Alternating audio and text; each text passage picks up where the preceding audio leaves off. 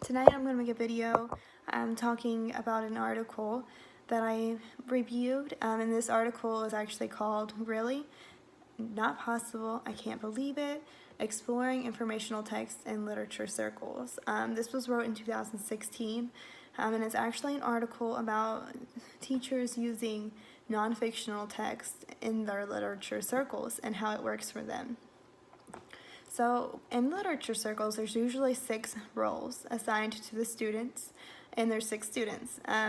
So what they do is they have these 6 roles where they have their own jobs in the literature circle. So therefore, they have to comprehend more of the text. They have to go back and they have to find things that will help them with their jobs. There's these 6 roles. They are the inventor, the mapper, the nonfiction fact finder, the visual viewer, the director, and the word wizard. So with all these different roles, they have to do things like draw illustrations, they have to make graphs, they have to make different little maps, and find vocab, and direct all each other and help each other and feed off of each other's ideas. So I just think it's so cool to have students go back into a book and feel like they are creating something out of this useful information. I think it's so cool to use non-fictional text because therefore they find things more interesting knowing that it's real. It's something that they can use in the future, and it's more factual for them.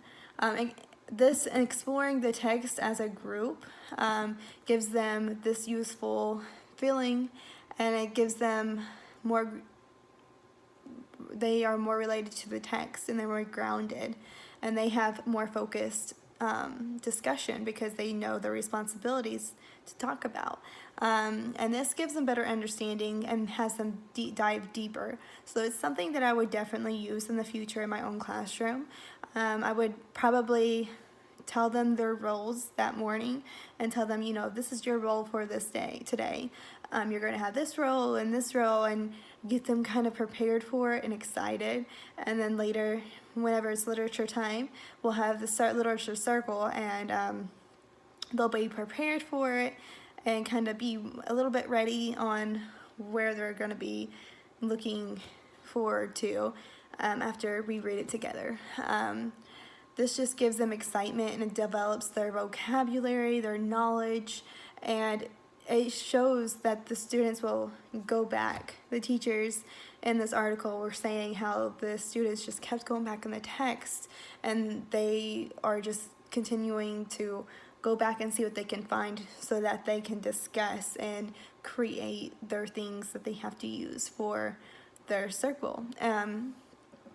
It's just so neat to have excitement for any type of reading and to have something fresh and new for the students to look forward to. And with these just 6 different roles, having 6 different roles, you can get the students, give them different roles each time. So therefore, keep track of which student has what role.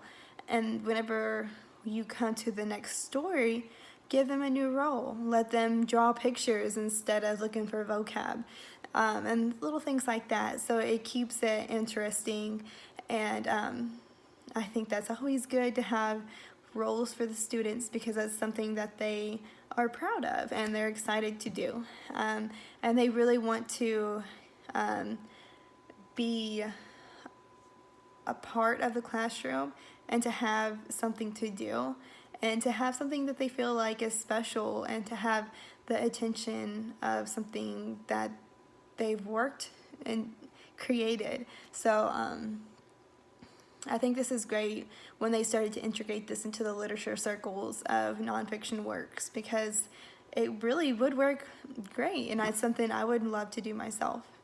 And that is about it. This was wrote by Barone D. It was wrote in 2016, and that's about it. This is just helping the comprehension of reading and getting the students engaged in their text. And I think it's pretty genius. And that's about it. Thank you.